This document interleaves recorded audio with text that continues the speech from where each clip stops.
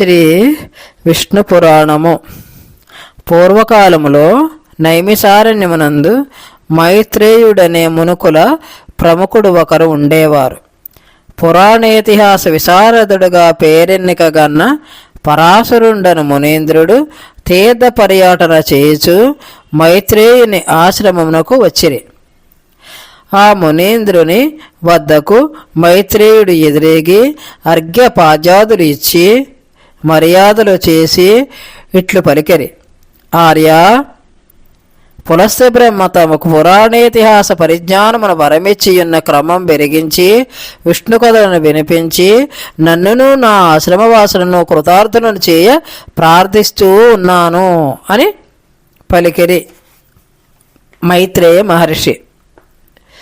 అందుకు పరాశర మహర్షి, మైత్రేయ మహర్షి, నీ అభీష్టమవశ్యము శిరోధార్యము పులస్త్య బ్రహ్మ నాకిచ్చిన వరమును గూర్చి నీ వడిగితివి కావున ముందు ఆ విశేషమును విన్నవించదను, తదుపరి విష్ణు కథలను వినిపించదను.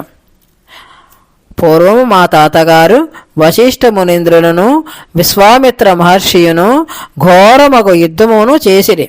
ఆ యుద్ధమునందు విశ్వామిత్రుడు ఓడిపోయి రాక్షసులను గూడి వశిష్ఠ కుమారులకు మా తండ్రులు 100 చంపివేయుట జరిగినది. అప్పటికి గర్భవతి అయ్యున్న నా తల్లియగు అదృశ్యంతి గర్భమునందున్న నాకు సకల శాస్త్రములను సమస్త నీతులను నేర్పి నన్ను కని పెద్దను చేసినది. ఒకనాడు నా జనని నా వద్దకు వచ్చి నా తండ్రుల మరణమును గూర్చి విషయములెల్లా నాకు చెప్పి రాక్షసంహారము వనర్చి పితృరుణమును తీర్చుకోవలసిందిగా నన్ను ఆదేశించినది. అంతట నేను సత్రయాగమును ప్రారంభించి ధనుజులను హోమాగ్నిలోనికి ఆహ్వాహన చేయసాగితిని. ఎందరో రాక్షసులు హోమగుండమున పడి నశించసాగిరి. కొందరు రాక్షసులు మా తాతగారి అయిన వశిష్ఠుల వారి పాదములపై పడి సత్రయాగమును నాచే మాన్పించమని మొరపెట్టుకునేది. అంత ఆయన నా కడకు వచ్చి కోపము, కక్ష మునిధర్మములు కావు, దండన రాజధర్మము కనుక ఆ ప్రతీకార చర్యగు సత్రయాగమును విరమించుము అని నాచే రాక్షస మరణ హోమము నాపు చేయించెను. ఆ తదుపరి కొంతకాలము గడిచిన వెనక పులస్త్య బ్రహ్మ నా వద్దకు వచ్చి, మునీంద్ర, మా కులము నీ వలన నిర్భయముగా వృద్ధి చెందుతూ ఉన్నది. ఆ ఆనందం వల్ల నీకు వరం ఇయ్యదలచితిని. నీకిష్టమైన వరము కోరుకొనుము అని పలికిరి. పురాణ కథా శ్రవణాసక్తుడునకు నాకు సమస్త పురాణములు వినిపించండి అని కోరితిని. అందులోక పులస్త్య బ్రహ్మ సకల పురాణవేత్తవై వర్ధిల్లుదుగాక అని నాకు వరమిచ్చి అదృశ్యుడయ్యను.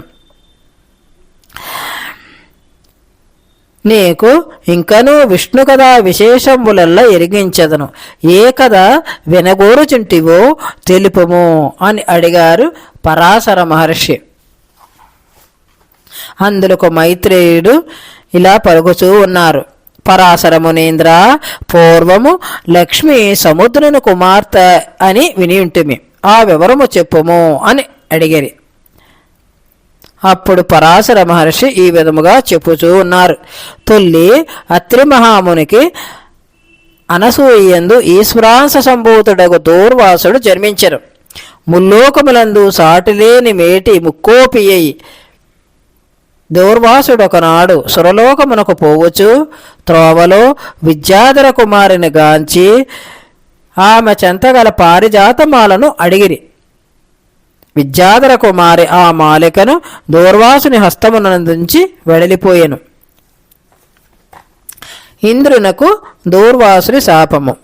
ఆ పారిజాత సుమమాలికను గైకొని స్వర్గమునకేగి దూర్వాసుడు ఐరావతమునెక్కి విహారార్థమేగుచున్న ఇంద్రునిగాంచి ఆశీర్వదించి చేతనున్న మాలికను సురరాజునకు బహుకరించెను. మహేంద్రుడు ఆ మాలికను ఐరావత కుంభస్థలం మందు ఉంచెను. గజరాజు తొండముతో నా మాలికను కింద పడవైచి కాలితో నేల రాచినది. అది చూచిన దూర్వాసుడు కుపితుడై, మహేంద్ర, గౌరవమైన సుగంధమాలిక నీయగా గర్వాతిశయమిచే కన్నుగానని నీవు నన్ను అవమానించితివి. నీకు తగిన ప్రాయచిత్తము చేసి తీరాలి. ఈ నీ మహేంద్ర పదవి పోయి నీ యొక్క సమస్త భోగభాగ్యములు సముద్రమున కలయుగాక అని శపించిరి. దేవేంద్రుడు పరిపరి విధముల దూర్వాస మహామునిని ప్రార్థించిన. ఆ మునికి కనికరము కలుగలేదు. దూర్వాసుని శాపం వలన అప్సరసలు, ఐరావతము, కామధేనువు, కల్పవృక్షము సర్వము మాయమైపోయినవి. భూలోకమున యజ్ఞయాగాదులు నిలిచిపోయినవి. కరువు కాటకములు విజృంభించినవి. రాక్షసులు బలసంపన్నులైరి. దేవప్రభు బలహీనుడు కాజొచ్చెను. అసురులు సురలోకముపై దండెత్తి విప్రజితుడైన దానవేశ్వరుడు స్వర్గమును ఆక్రమించుకొనెను.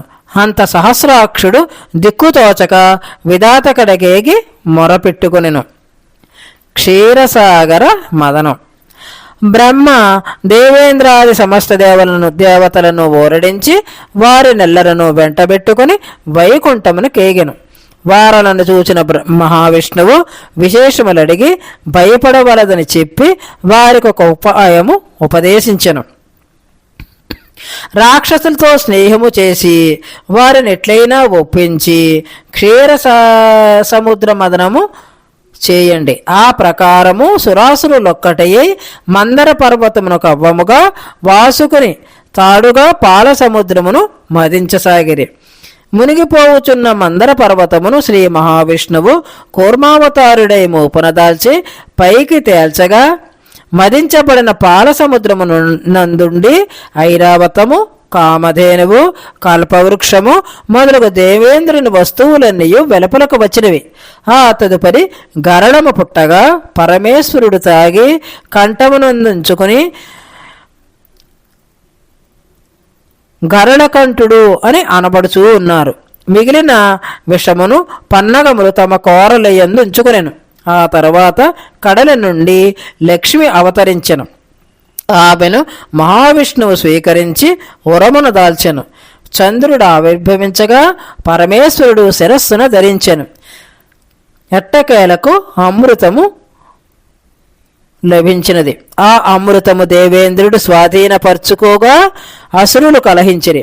సురాసురుల కలహము పోగొట్టుటకు విష్ణువు జగన్మోహిని రూపు ధరించి తగవు తీర్చుదనని అమృతము దేవతలకు మాత్రమే పంచి ఇచ్చెను, అసురులకు ఇవ్వలేదు. అమృత పానముచే చిరంజీవులై దేవతలు అసురులను పారద్రోడి తమ రాజ్యమును ఆక్రమించుకొనిరి. ఇంద్రుడు స్వర్గాధిపత్యమంది, లక్ష్మీ కటాక్షమంది సుఖముగా నుండెను. లక్ష్మి సముద్రని పుత్రిక అనుట ఇందువల్లనే. తదుపరి మైత్రేయుడు ఇట్లడిగెను. మహాముని, ధ్రువుడను బాలుడు అంత చిన్నతనమునే తపస్సునుంచుటకు గల హేతువేమయో తెలుపుడు అని కోరెను. అంతా అతనికి పరాశర మహర్షి ధ్రువ చరిత్రను ఇట్లు చెప్పుచూ ఉన్నారు. ఉత్తానపాదుడను మహారాజునకు సురుచి, సునీతి అని ఇద్దరు భార్యలు కలదు. సురుచి యందు ఉత్తముడు, సునీతి యందు ధ్రువుడు ఇరువురు కుమారులు కలరు. ఒకనాడు సురుచి కుమారుడకు ఉత్తముడు తండ్రి ఉత్తానపాదుల తొడపై కూర్చుని ఉండగా అక్కడకు వచ్చిన ధ్రువుడు కూడా ముచ్చటపడి తానును తండ్రి తొడపై కూర్చుండబోయెను. అది చూచిన సురుచి అసూయపడి ధ్రువుని వారించి, నా కొడుకు ఉత్తముడు కాబో మహారాజు, నీకు తండ్రి తొడపై కూర్చుని అర్హత నీకు లేదు, ఆవరకు పొమ్ము అని కిందకి ఈడ్చి తరిమివేసినది. ధ్రువుడు భోరున విలపించుచు తల్లి సునీతి వద్దకేగి జరిగిన పరాభవం మెల్ల చెప్పి ఏడవసాగెను. ధ్రువుడు, అమ్మ, రాజ్యభోగమునందు నాకు ఆశ లేదు. శ్రీమన్నారాయణుడు కడు దయామయుడు. ఆయన దయవలన ఈ లోకమున పొందజాలనదేదియూ లేదు. ఆ కరుణామయుని గురించి తపస్సు వనరించి నాకన్నా మరెవ్వరూ పొందజాలనంతటి ఉత్తమ పదవిని పొందెదను అని చెప్పి తల్లిని నోరడించి తపస్సు ఆచరించుటకు అడవులకు బయలుదేరినాడు. మార్గమధ్యమున సప్తమహర్షులు ఎదురై శ్రీమన్నారాయణుడు కలిసి తరింప ద్వాదశాక్షరి నుపదేశించిరి ధ్రువునకు. ధ్రువుడు యమునా తీరమునందొక రమణీయమైన తావునందు విష్ణుడై తపంబు వనర్చసాగెను. తన పదవి గురించి పరిపరి విధముల విలపించుచున్న మహేంద్రుని చూచి మహావిష్ణువు, సచీనాథ, ఆ బాలుడు నీ అధికారము కోరి తపం పునర్చుటలేదు, స్వర్గమునకేగి నిర్విచారుడవై ఇండుము అని సాగరింపెను. పిమ్మట లక్ష్మీ సమేతుడై విష్ణుమూర్తి ధ్రువునికి సాక్షాత్కరించెను. ధ్రువుని స్తోత్రగానముల సుతింప, కుమార, నీ తపంబునకు మెచ్చితిని. మహామునుల కన్నా మెన్నయ్యగు నీ భక్తి నన్ను ముగ్ధుని చేసినది. నీవిక తపంబు చాలించి రాజధానికి వెళ్ళుము. నీవు తల్లిదండ్రులచే గౌరవింపబడి 60,000 సంవత్సరములు రాజ్యపాలన వనర్చి ఆ తదుపరి అత్యుత్తమ పదవి నుండి ముల్లోకములందు కీర్తించబడుదువు అని వరమిచ్చారు శ్రీ మహావిష్ణువు. విష్ణువు వరప్రసాదితుడైన ధ్రువుడు రాజధానికి చేరి తల్లిదండ్రులకు నమస్కరించి వారిచే గౌరవాభిమానములు పొంది పట్టాభిషిక్తుడై రాజ్యపాలన వనర్చి కడవటి కైవల్యం ఉంది తారై ఆకాశ పదమునందు అత్యున్నత స్థానమునకు చేరి వెలుగొందసాగెను. ఆ దివ్య పదమే ధ్రువతార అని అనబడుచూ ఉన్నది. తదుపరి వేణుని చరిత్రను గురించి తరువాత తెలుసుకుందాము.